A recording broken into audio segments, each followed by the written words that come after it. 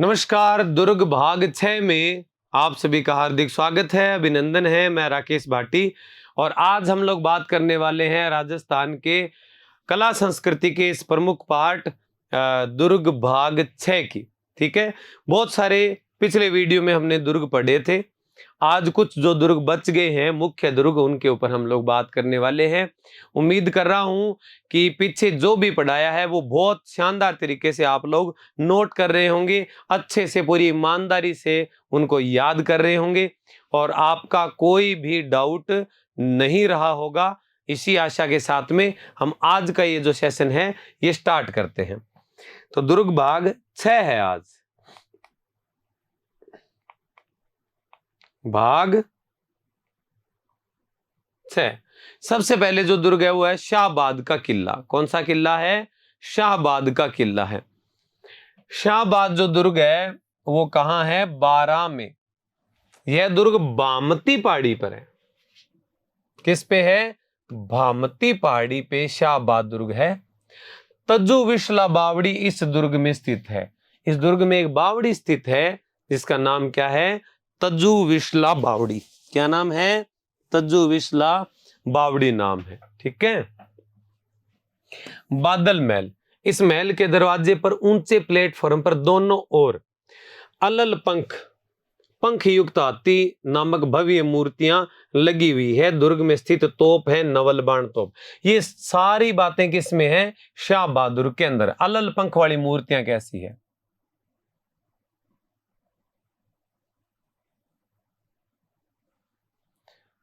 सूंड बढ़िया नहीं बना है।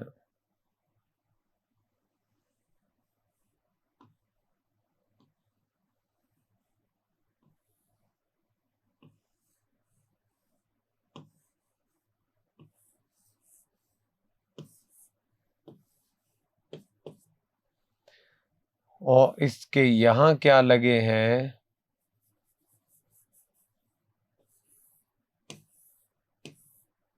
पंख लगे। यहां इस प्रकार से क्या बने हुए हैं? हाथी के पंख लगे हैं। तो अलल पंख नाम की यहां मूर्तियां लगी है। इसी दुर्ग के अंदर जो बादल महल है उसके ऊपरी दरवाजे पे, महल के दरवाजे पर ऊंचे प्लेटफॉर्म पर दोनों ओर अलल पंख नाम की क्या लगी है? मूर्तियां लगी है। ठीक है। और तोप कौन सी है? नवलबाण। किला कौन सा है? शाहबाद। है कहां? बारां में। कौन सी पहाड़ी पे? भामती पहाड़ी पे। और कौन सी बावड़ी है इसमें? तज्जु विशला बावड़ी। कौन सी?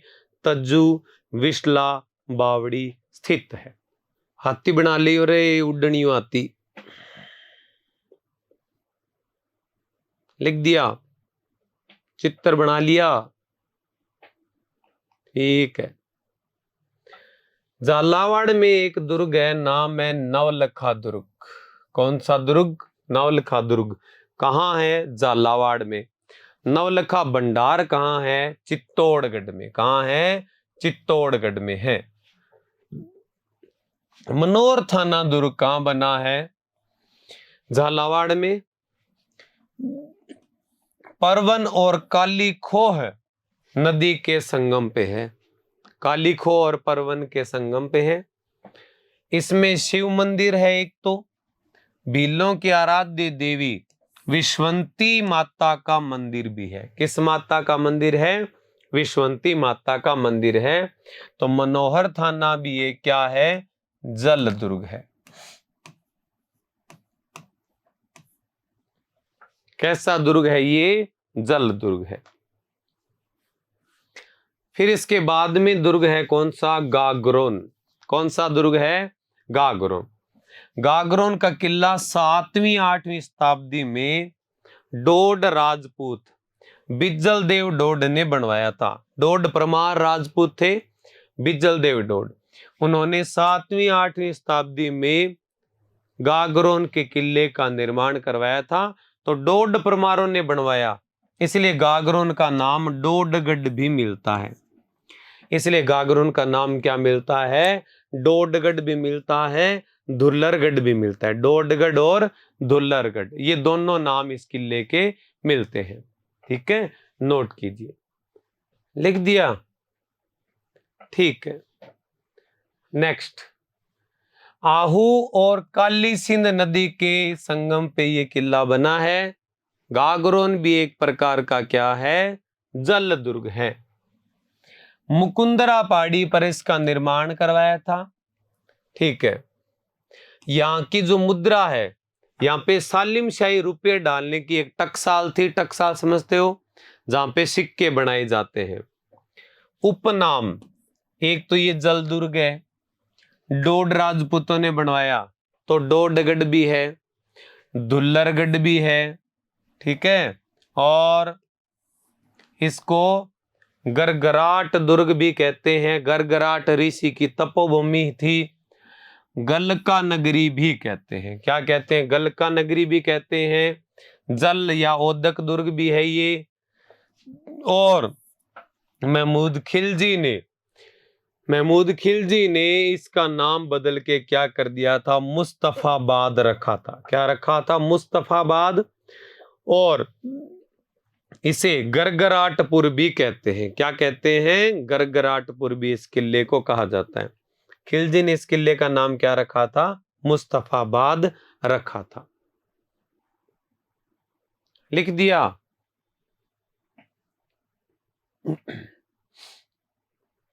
चलो, गागरोन दुर्ग अरावली पर्वतमाला पर स्थित नहीं है, यह विंध्याचल पर्वत श्रेणी पे स्थित है। विशेष ध्यान में रखना, क्योंकि वहां गागरोन वाली साइड है ना, विंध्याचल पर्वतमाला का विस्तार है वहां तक।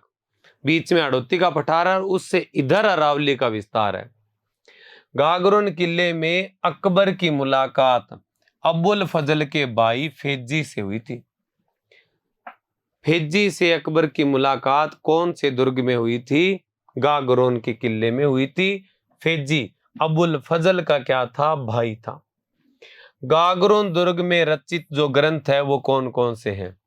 एक ग्रंथ तो लिखा गया था अचल दास खिच्चीरी वचनिका, जो लिखी थी शिवदास गार्डन ने 1423 में, और डिंगल भाषा में लिखी। और याद रखना, यह वचनिका शैली की सशक्त रचना है। वचनिका शैली की सबसे पावरफुल, मजबूत अर्थात सशक्त रचना कौन सी है, अचल दास खिच्चीरी वचनिका है। किसकी वचनिका है, अचल दास खिच्चीरी वचनिका है। वचनिका वो होती है जिसमें किसी कालखंड की घटनाओं का वर्णन है, तो वो वर्णन क्या होता है, अचलदास खिच्चीरी वचनिका। इसमें 1423 में अचलदास खिच्ची का जो युद्ध होता है, ठीक है, अचलदास खिच्ची का युद्ध होता है किसके साथ में, अलप खां गोरी या होशंग शाह के साथ में इसका युद्ध होता है। उसी युद्ध का वृतांत इस पूरी वचनिका के अंदर है। ठीक है, लिख दो, कर दिया नोट। ठीक है, नेक्स्ट, वेली कृष्ण रुक्मणी री वचनिका जो ग्रंथ है वो भी इस दुर्ग में लिखा गया था। किसने लिखा, पृथ्वीराज राठौड़ ने। ठीक है, किस भाषा में, डिंगल शैली में लिखा। अकबर के शासनकाल के समय 1577 ईस्वी में लिखी गई रचना है।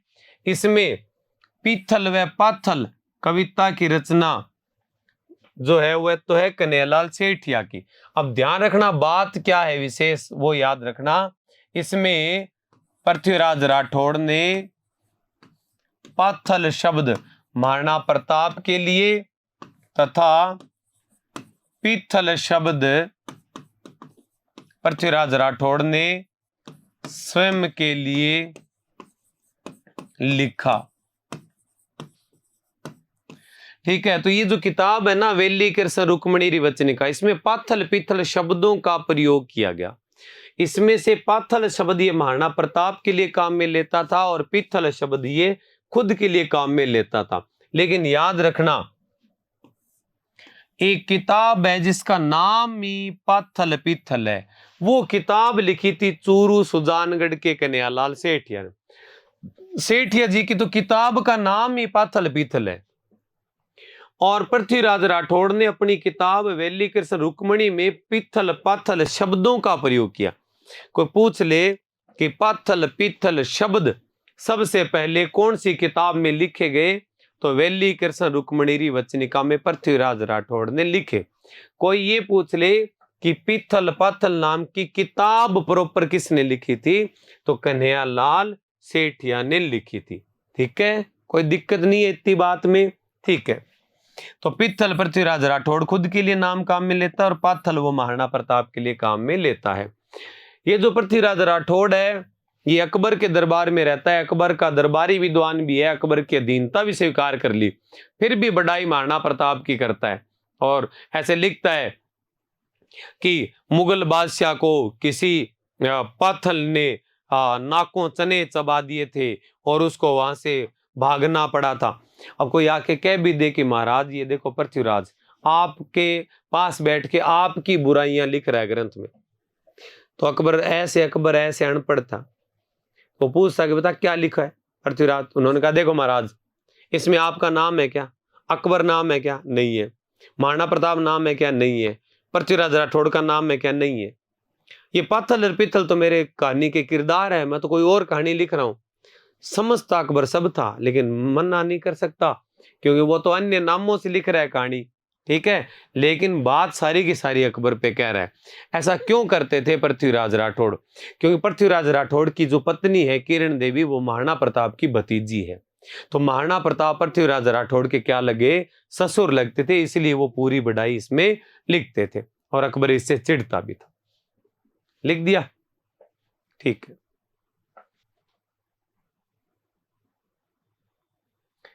कर दिया नोट क्या?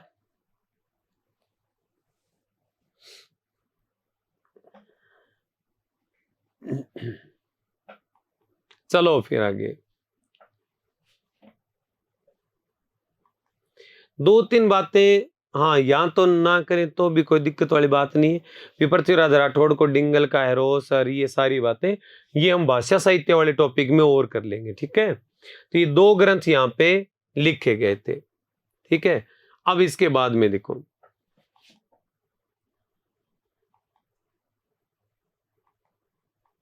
हाँ, गागरो नामकरण खिच्ची नामक राजवंश के संस्थापक देवन सिंह ने इसे जीतकर इसका नाम गागरोन रखा था। क्या नाम रखा था? गागरोन रखा था। दर्शनीय स्थल मिठे शाह की दरगाह है। यहाँ पे मिठे शाह नाम से प्रसिद्ध सूफी संत हमीमुद्दीन है। कौन है? हमीमुद्दीन चिश्ती। हमीमुद्दीन चिश्ती। तो मिठे शाह कहाँ है? गागरोन। मीठा मीठा होता है गुड़, गुड़ से गागरोन। संत पीपा की छतरी बनी है जिनके बचपन का नाम प्रताप सिंह था और वो दर्जी समाज के आराध्य देवता माने जाते हैं। ये मिठे शाह की दरगाह काफी बार एग्जाम में आई हुई है।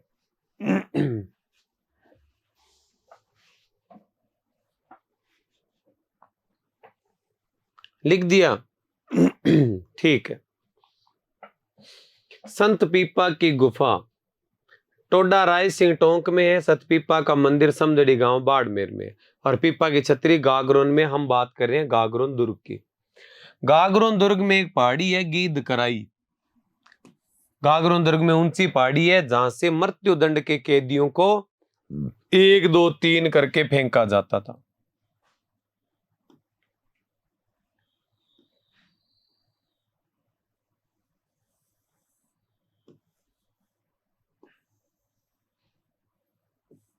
यहां तो गागरोन बना हुआ है।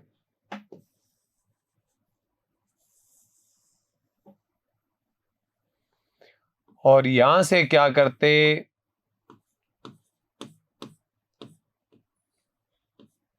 चार लोग 1 2 3 करके, और ऐसे फेंक देते। इस पहाड़ी को गीद कराई कहते हैं क्योंकि इस पहाड़ी में पहले से क्या तैनात तैयार रहते थे, गिद्ध तैयार रहते थे।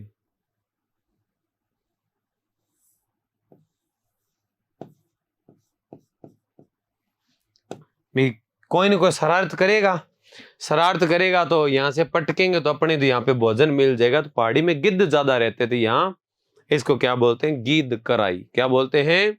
गीद कराई। जालिम कोट नाम का इसके चारों ओर क्या है? एक विशाल जो है परकोटा है, दीवार है, जिसको क्या कहते हैं? जालिम कोट। ठीक है। और यहाँ का 100 वर्षीय पंचांग, कैसा? 100 वर्षीय पंचांग प्रसिद्ध है। 100 वर्षीय कैलेंडर यहाँ का क्या है? प्रसिद्ध है।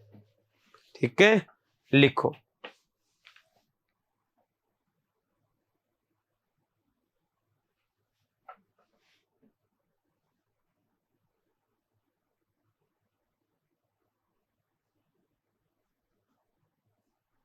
लिख दिया?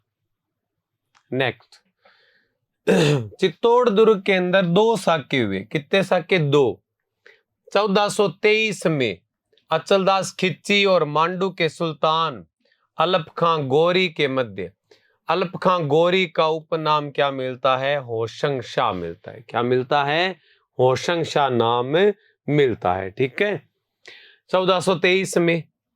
और दूसरा साका 1444 में। 1444 में पालन सिंह अचलदास खिच्ची के बेटे तथा मांडू के सुल्तान महमूद खिलजी प्रथम के मध्य।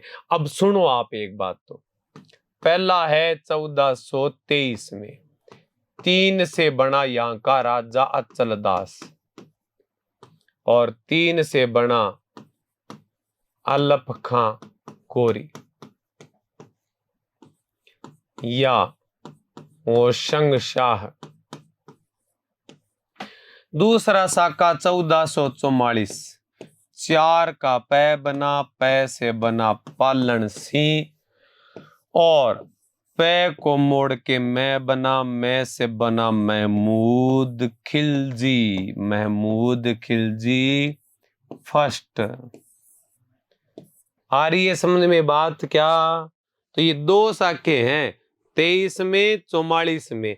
3 में ही राजा निकाल लो, 4 में से राजा निकल जाएंगे, चिंता नहीं करनी है।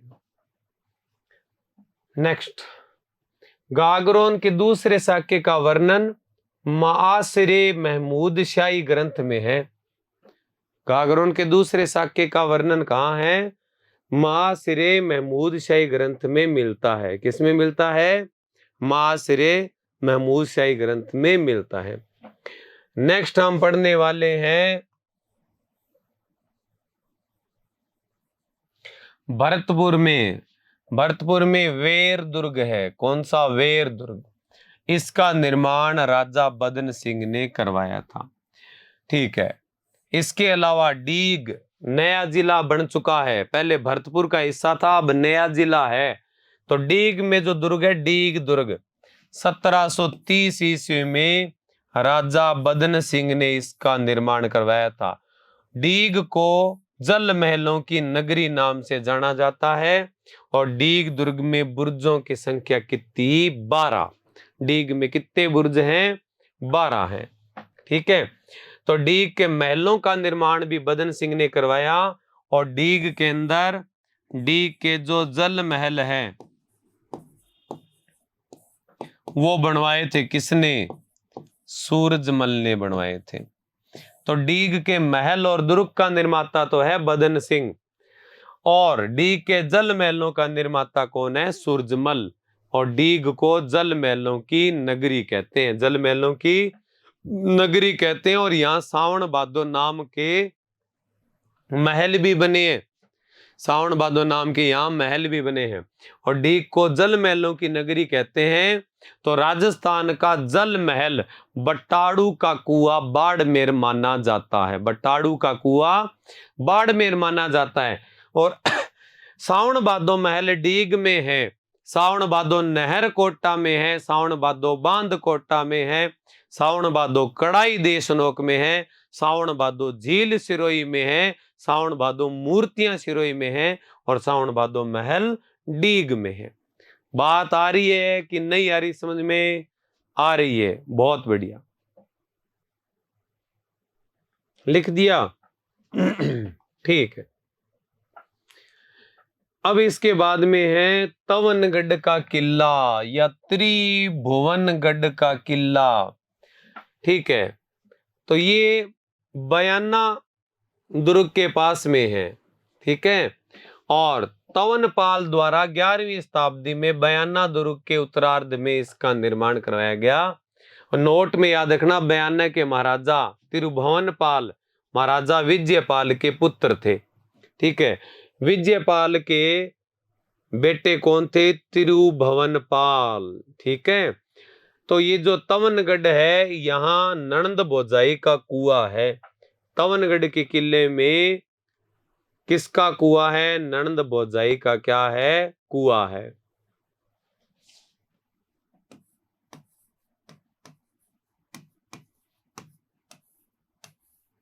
बयाना के पास है ये किला। लिख दिया। नेक्स्ट, बयाना दुर्ग, बयाना भरतपुर। निर्माण 1040 में दमदमा पहाड़ी पर विजयपाल नामक राजा द्वारा बनवाया गया। दमदमा पहाड़ी पर बयाना। उपनाम विजयगढ़ दुर्ग, बादशाह दुर्ग, बाणासुर दुर्ग, श्रीपुर, श्रीपंथ दुर्ग, शोणित दुर्ग, शोणितपुर दुर्ग। श्रीपंथ बयाना का पुराना नाम मिलता है, और भदानक भी मिलता है। क्या मिलता है? भदानक दुर्ग भी नाम मिलता है। देखने लायक स्थल कौन कौन से हैं? सबसे महत्वपूर्ण बात जो एग्जाम में बहुत बार पूछी जा चुकी है, वो ये है कि समुद्रगुप्त द्वारा स्थापित राजस्थान का पहला विजय स्तंभ यहीं पर है। बयाना दुर्ग ब्रिटिश काल में नील के उत्पादन के लिए प्रसिद्ध माना जाता था। ब्रिटिश काल में बयाना नील की खेती के लिए क्या माना जाता था? प्रसिद्ध माना जाता था। लिख दो। कर दिया नोट। बयाना के अंदर उषा मस्जिद या उषा मंदिर है। ठीक है, ये उषा मंदिर या उषा मस्जिद ये बनवाया था किसने? बाणासुर ने बनवाया था। फिर पुनः निर्माण किया था रानी चित्रलेखा या चित्रांगदा ने। फिर इसको तोड़ा किसने था? इस मंदिर को तोड़ा था इल्तुतमिश ने। इसको तोड़ दिया था, और 18वीं शताब्दी में वापस जाट राजाओं ने इसको क्या कर दिया गया? वापस मंदिर बना दिया गया। तो आधा मंदिर है, आधा मस्जिद है। एक मीनार है ऊंची सी यहां पे, जिसको कहते हैं भीमलाट।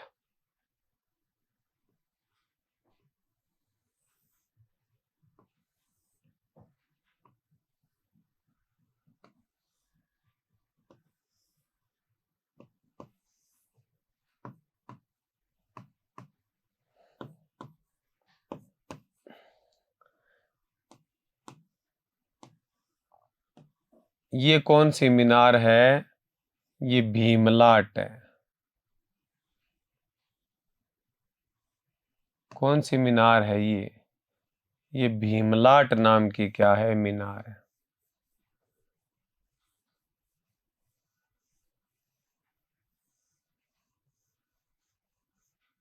ठीक है, ईंट वाला भट्टा सा लग रहा है ना, कि भीमलाट मीनार है। लाट का मतलब क्या होता है? मीनार।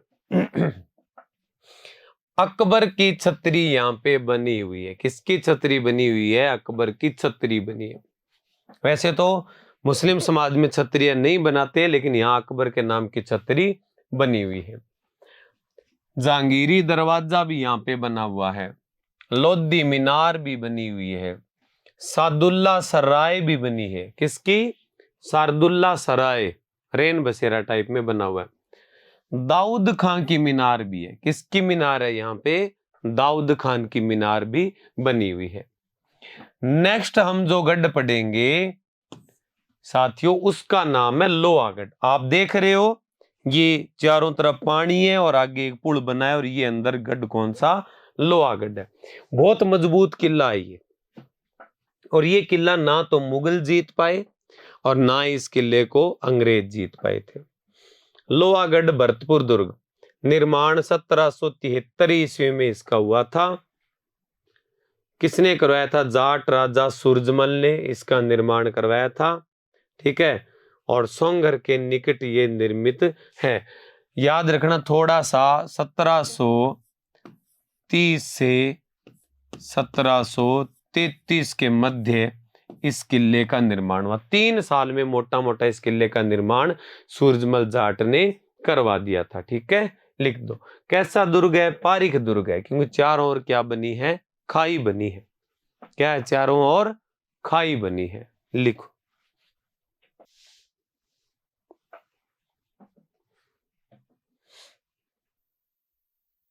लिख दिया, चारों ओर खाई। ठीक है, तो लोहागढ़ दुर्ग, इसकी नींव याद रख लेना। इसकी नींव तो रखी थी खेमकरण जाट ने। किसने रखी थी? खेमकरण जाट ने।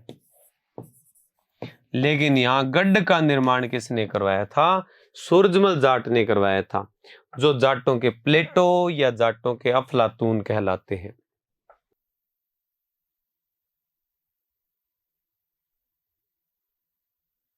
लिख दिया? आगे चलो। उपनाम, अभेद्य दुर्ग है, कोई भेद नहीं सकता। मिट्टी का किला भी है, क्योंकि निर्माण करके अंदर मिट्टी भरी गई है, जिसमें तोप के गोले गले असर नहीं करते, और मिट्टी का कुछ क्या टूटता क्या फूटता, तो लोग जोर लगा के रह जाते, लेकिन इस किले का कुछ भी नहीं बिगड़ता। पूर्वी सीमांत का प्रहरी किला भी कहलाता है। सबसे नया दुर्ग भी है, सबसे निम्न स्थल पे बना हुआ दुर्ग भी कहलाता है। ठीक है, अजय दुर्ग भी है। कैसा दुर्ग है? अभेद्य और अजय दुर्ग भी माना जाता है। प्रसिद्ध कहावतें हैं, 8 फिरंगी 9 गोरा लड़े जाट का 2 छोरा, ये कहावत है। तो माधो सिंह नाम का एक राजकुमार है, उससे संबंधित ये कहावत प्रचलित। 8 फिरंगी 9 गोरा। ठीक है, क्योंकि अंग्रेजों को डट के टक्कर दी थी इन्होंने।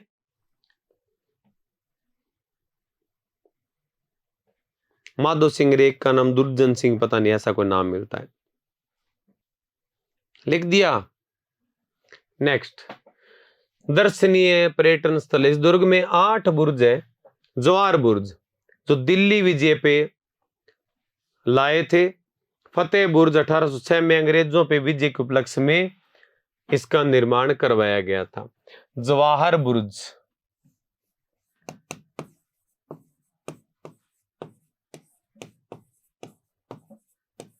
जवाहर सिंह द्वारा यहां दिल्ली से अष्ट धातु के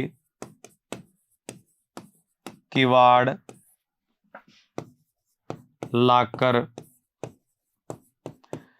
लगाए गए। दिल्ली का खजाना लूट के आए थे और अष्ट धातु के किवाड़ ले आए, और उसकी याद में जवाहर बुर्ज का निर्माण करवाया था। 1806 में अंग्रेजों पे विजय प्राप्त की थी रणजीत सिंह ने।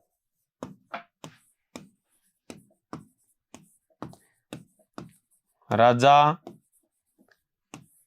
रणजीत सिंह विजय रहे, और उन्होंने विजय या फतेह की याद में फतेह बुर्ज का निर्माण करवाया था।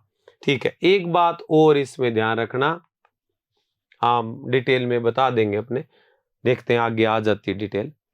अजय होने के 2 कारण है। एक तो यहां दोहरा परकोटा है,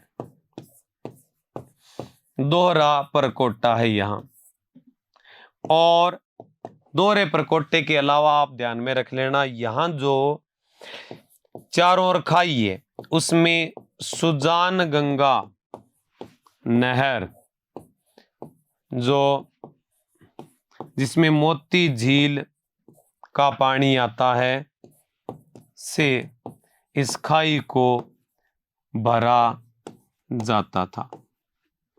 ठीक है, सुजान गंगा नहर से पानी भरा जाता था खाई में। तो एक तो सुरक्षा वो होगी, एक दोहरा परकोटा। बड़ा दिमाग लगाया यहाँ के लोगों ने, ऐसा दिमाग कम लोग लगा पाते हैं। एक तो दीवार बनाई इन्होंने ये, और एक दीवार बनाई इसके अंदर, बीच में 8-10 फीट का गैप रखा और बीच में बना दिए महल। क्या बना दिए? महल बना दिए बीच में। अंग्रेजों ने एक बार आक्रमण किया इसके ऊपर। अंग्रेजों ने सोचा बाहर वाली दीवार है, मैन उड़ा दो इसको, ठीक है। उनको बुरे लोगों को पता ही नहीं था, उन्होंने कहा लगा के बारूद और उड़ा दो। अब सारा गोला बारूद नीम में भर के, ठीक है, अंग्रेज बोले कि ब्लास्ट कर दो, ब्लास्ट कर दो। ब्लास्ट करके खुश हुए। आगे जाके देखा तो दीवार तो उड़ गई, आगे कुछ दिख ही नहीं रहा, आगे तो मिट्टी मिट्टी है। थोड़ी देर खुदाई की, खुदाई करके कंफ्यूज हो गए कि जब अंदर कुछ है ही नहीं तो बाहर दीवार क्यों बनाई थी। इन बुद्धुओं को ये नहीं पता कि 8 फीट का गैप है और असली महल तो अंदर है, अंदर मेन दीवार है। इनकी बाहर वाले तो ऐसे उड़ाने के लिए छोड़ रखी है इन्होंने, ठीक है। अब बाहर वाली सेना थक जाती, गोला बारूद वगैरह सारा वेस्ट हो जाता है यहाँ पे, ठीक है। इतने टाइम तक अंदर वाले जाट राजा आराम से बैठे रहते, हुक्का पीते, मजे करते। जैसे उनको लगता है कि बाहर वाली सेना तोड़ फोड़ के दीवार दूर थक गई है बिल्कुल, और कंफ्यूज हो गई है कि अंदर है क्या, लोग कहाँ है, अंदर तो मिट्टी है, तब भी आराम से बंदूकें ले लेके निकलते, एक एक को देख के चल चल चल उड़ा देते, ठीक है।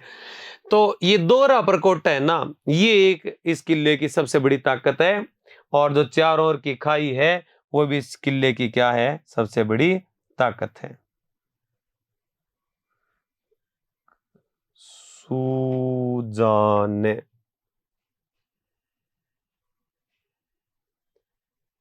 आपनो डंडो की बाजियो ओल है, ठीक है, ठीक ठीक ठीक, कर दो नोट, लिख दिया, ठीक है। इस दुर्ग में अष्ट धातु के किवाड़ लगे हैं, जिसे अलाउद्दीन खिलजी ने चित्तौड़ से उतारकर दिल्ली के जीरी किले पे लगाए, शाहजहां ने लाल किले पे लगाए। 1765 में ज्वार सिंह जी गए थे कि गेट तो हमारे हैं, दिल्ली लूट ली, और बाद में याद आया कि यार गेट कितने सुंदर है, तो किसी ने कहा महाराज गेट तो अपने वाले हैं, चित्तौड़ वाले जो खिलजी ले गया था। ज्वार सिंह ने कहा फिर उतारो और लादो गाड़ियों के ऊपर, तो किवाड़ी ले आए थे वहां से, ठीक है। और किवाड़ अपने हैं तो किवाड़ लाएंगे, वापस लाएंगे, ठीक है। 1765 में लाके वापस राजस्थान में लगा दिए, अपने किवाड़ थे अपने ले आए, ठीक है। मंदिर राजेश्वरी माता का मंदिर है जो भरतपुर के जाट वंश की कुलदेवी है। राजा सूरजमल का उपनाम जाटों का प्लेटो, जाटों का अफलातून। प्लेटो इसलिए कहते हैं कि बहुत आगे की सोच के व्यक्ति थे। झील, इस दुर्ग के पास मोती झील है जिसे भरतपुर की लाइफ लाइन कहा जाता है, ठीक है। और मोती झील से सुजान गंगा नहर में पानी आता है, सुजान गंगा नहर से पानी भरतपुर लोहागढ़ दुर्ग के चारों ओर की खाई में भरा जाता है ताकि कोई अंदर पार ना कर सके। लिख दो, कर दिया नोट, नोट। एकमात्र दुर्ग जिसे जीतने में अंग्रेज असफल रहे थे। लॉर्ड लेक ने घेरा डाला था लेकिन वहां के राजा थे रणजीत सिंह, और डट के लोहा लिया था अंग्रेजों से, अंग्रेज जीत नहीं पाए थे और वापस चले गए थे असफल होके। लोहा लिया अंग्रेजों से, इसीलिए नाम पड़ा लोहागढ़। क्या नाम पड़ा? लोहागढ़। विशेष तथ्य, अंग्रेजों के विरोधी जसवंतराव होलकर को भरतपुर के राजा रणजीत सिंह ने शरण दी थी। जसवंतराव होलकर जो मराठा थे उनको शरण दी थी। इस वजह से लॉर्ड लेक ने भरतपुर किले पर कई बार आक्रमण किया लेकिन जीत नहीं सका। जीते क्या जीते? दो दो दीवार बना के बैठे, पहले वाली तोड़ो, मेहनत तो सारी ऊर्जा तो उसमें लग जाएगी, अंदर वालों का कुछ बिगड़ेगा ही नहीं। लिख दिया,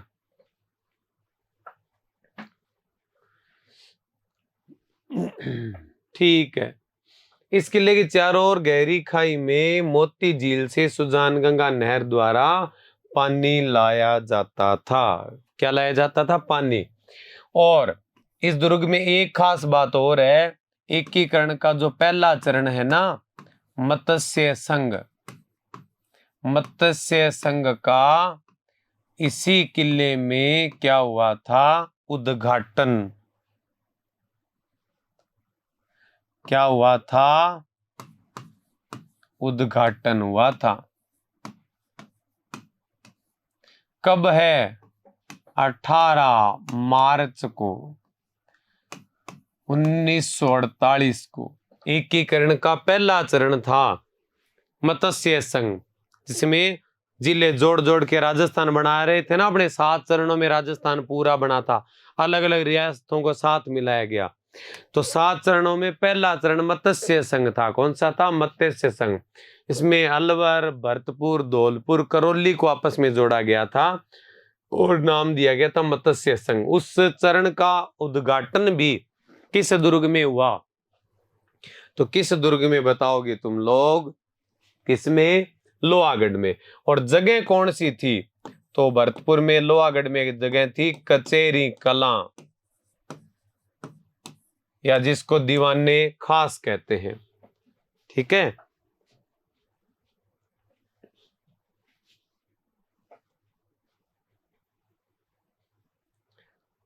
लिख दिया। नेक्स्ट जो दुर्ग है, शेरगढ़ दुर्ग, धौलपुर में। निर्माण 1540 ईस्वी में मालदेव राठौड़ ने करवाया था। चंबल नदी के मुहाने पे बना। पुनः निर्माण शेरशाह सूरी द्वारा करवाया गया। उपनाम दक्षिण का द्वारगढ़ भी कहते हैं और धौल देहरागढ़ भी कहते हैं। क्या बोलते हैं? धौल देहरागढ़ भी इसको कहते हैं। किस किले को? शेरगढ़ दुर्ग धौलपुर को कहते हैं। और याद रखना, ये एकमात्र ऐसा किला है जो राजस्थान, एमपी, यूपी की संयुक्त सीमा बनाता है। तो ध्यान रखना, यहां है ये किला।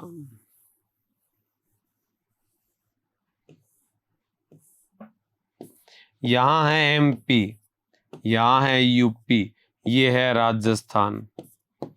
तीनों की बाउंड्री पे यहां बना है, तो तीनों स्टेट की बाउंड्री लगती है शेरगढ़ किले के। समझ में आई बातें? तीनों स्टेट की क्या लगती है? बाउंड्री टच होती है। लिख दीजिए। लिख दिया। आगे चलो। राजस्थान का एकमात्र दुर्ग जहां 3 राज्यों की सीमा राजस्थान, एमपी, यूपी की लगती है, सैयद पीर की मजार है। सैयद पीर की मजार, शेरशाह सूरी द्वारा निर्मित सैयद की मजार इसी दुर्ग में है। तो पूछ ले, सैयद पीर की मजार किस दुर्ग में है? तो सैयद पीर की मजार किस दुर्ग में मिलेगी आपको? धौलपुर के किले में। किस में मिलेगी? धौलपुर के किले में मिलेगी। और इस किले के अंदर एक तोप है, हनुकार तोप। कौन है? हनुकार तोप। और ये जो दुर्ग है, इसका निर्माता में एक पुराना नाम मिलता है,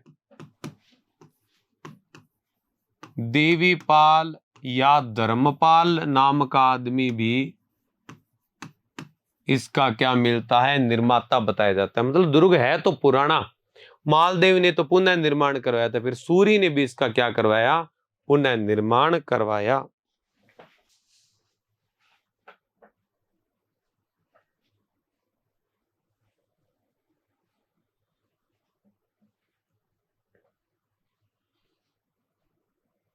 कर दिया।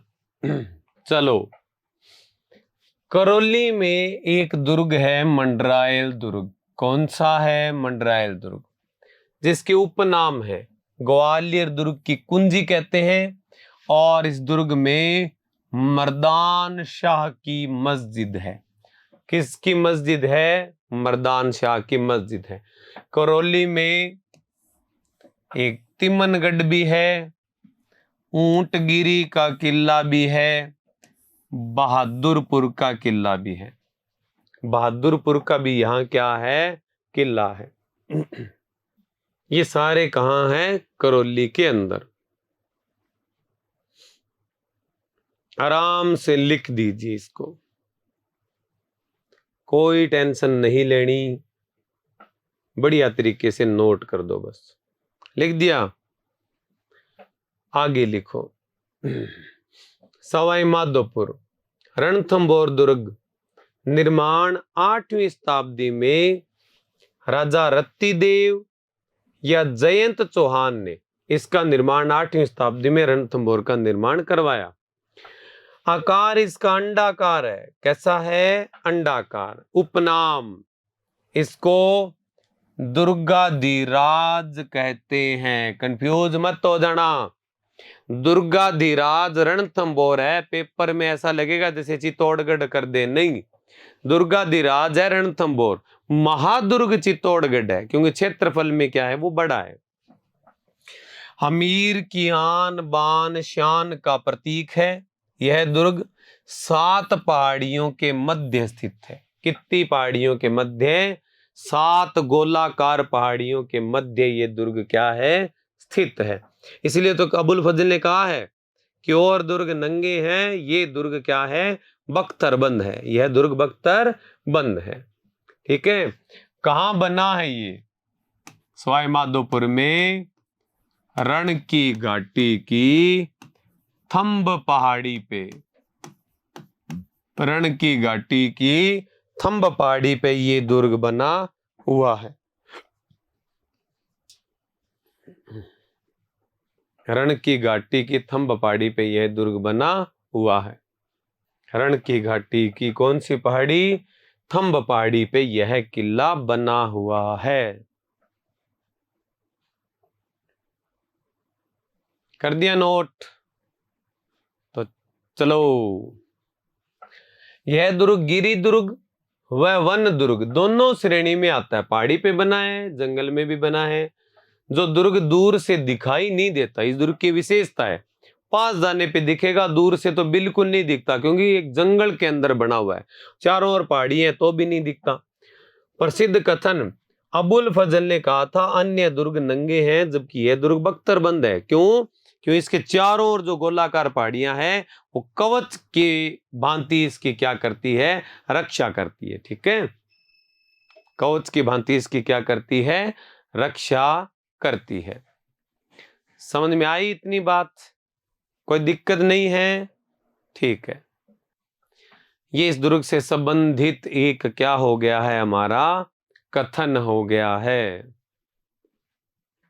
आसान है सारी बातें, समस्या कोई नहीं है, किसी प्रकार की कोई दिक्कत ही नहीं है।